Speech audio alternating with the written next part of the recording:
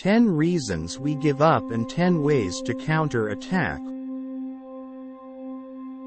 Why do we abandon our aspirations?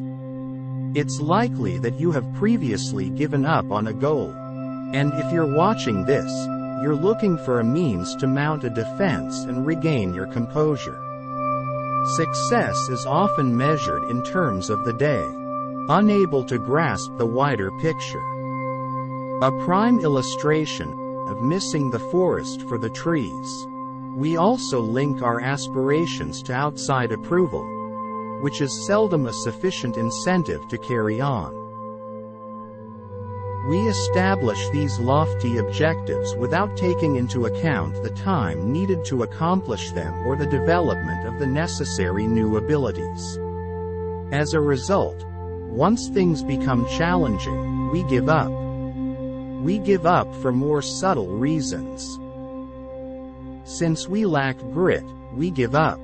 After having his work rejected by 27 different publishers, Ted Geisel almost burnt it, but he persevered and tried again using the alias Dr. Seuss. This is grit. As they say, the rest is history. Grit is the strength and resolve to face obstacles head-on and complete whatever needs to be done. We give up because most individuals lack this, frequently because we never had to get our hands filthy. You need to grow your grit in order to counterattack. Start by exploring your passions, then develop your skills, engage with a greater cause, foster hope, and find a tough community. When we're confined to our comfort zones, we give up. A comfortable environment is one in which one feels secure and comfortable. The majority of people give up because they cannot handle the uncertainty of stepping outside of their comfort zones. But, in order to grow and succeed, you must leave your comfort zone and learn to accept feeling uncomfortable when trying something new. Regrettably, the majority of individuals are unwilling to leave their comfort zones. Recalibrate your reality and alter your daily behavior to launch a counterattack. Take your time making selections after that. You feel uncomfortable and forced out of your comfort zone when you slow down. Finally, take baby steps because it will take time. Our self-control dissipates. Making the proper decision for oneself regardless the situation is the definition of discipline. Pushing forward even when giving up would be easier is a form of self-control. The majority of people who give up lack this persistence. When self-control is difficult to maintain, they cave into excesses. You can overcome the detrimental tendency of giving up by developing self-discipline. Start by removing temptations, eating consistently and healthfully, altering your routine, rewarding yourself for minor successes, and developing self-forgiveness. When we don't think something is possible, we give up. Giving up is frequently attributed to a lack of or loss of faith in our ability to achieve our goals. When we first start, we believe that our dreams are attainable. That is, until we are confronted with reality. Belief killers include problems, roadblocks, and the amount of time required. Yet a lack of faith might put an end to dreams. These difficulties should only serve to fortify your determination, so launch a counterattack by first visualizing success. Seeing yourself successful encourages courage and resiliency. We experience focus issues. Another reason we give up or quit is that we are easily sidetracked by novel experiences. We are unfocused. A desire or end goal takes sustained focus, but there are countless distractions. From trying to make ends meet to a new program. There are none if you are easily sidetracked by irrational obsessions. Should take the initiative, narrow your options, and get rid of any distractions. Try setting out an hour or two each day to concentrate on your objectives if your motivations are more time-consuming, such maintaining a roof over your head. The anxiety of failure-related fear is more akin to self-sabotage. It is not the failure itself that is the cause, rather, it is the fear of rejection by others, family and friends.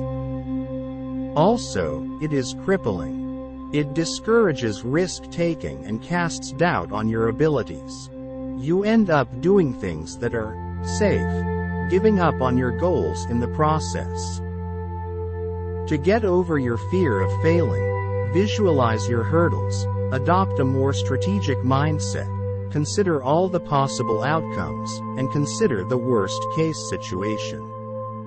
Finally, prepare a backup plan and stop worrying about what people will think of you. Loss phobia. Imagine a coworker offering to flip a coin for you in exchange for $20 if it comes up heads. Nevertheless, if it comes up tails, you'll have to pay $20. Would you be willing to gamble? Probably not. The reward has to be twice the amount you will lose. This is loss aversion. That is, the psychological anguish of losing is twice the pleasure of obtaining. Although most people don't want to lose, they usually give up. It is thought to be more advantageous to avoid the worst-case scenario than to gain. You must overcome the loss aversion cognitive bias and cultivate a will to win. Consider the causes of your hesitation and remove each of those barriers. Having to surround oneself with negative people. When they are surrounded by negative Nancys, most people give up because negativity is destructive and contagious. More quickly than for any other reason on this list, your dreams will be dashed if you are surrounded by people who hold restrictive views. Cut ties with negative people and surround yourself with supportive individuals if you want to counterattack.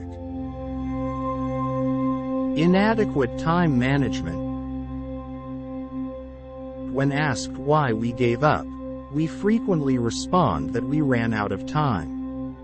Lack of time will probably be one of the numerous defenses you hear when you ask some of your coworkers why they quit up. It is not a shortage of time, though, it is poor time management. We would much rather binge watch a new show than work on our aspirations. We waste time on activities that have no purpose when we may be learning new abilities and advancing our objectives. You must make and follow a schedule if you want to succeed. Prioritize your tasks and establish boundaries. We become weary of repetition. Repeat and repeat your daily activities until you attain your goals or get what you seek. Imagine repeatedly hacking at an oak tree with an axe. You cannot pull it down even if you strike it 1,000 times. Yet if you strike it 1,000 times in the same place, you will eventually knock it over. Dopamine release is slowed down by repetition, and you lose interest in what you are doing. Therefore, in your pursuit of thrill, you give up. But, in order to achieve our objectives, we must be at ease with repetition. To reduce the chance of being bored, try performing the duties in a different way. It could be beneficial to switch up your office, work in a coffee shop, or use a shared workspace. To maximize your outcomes, mix it up.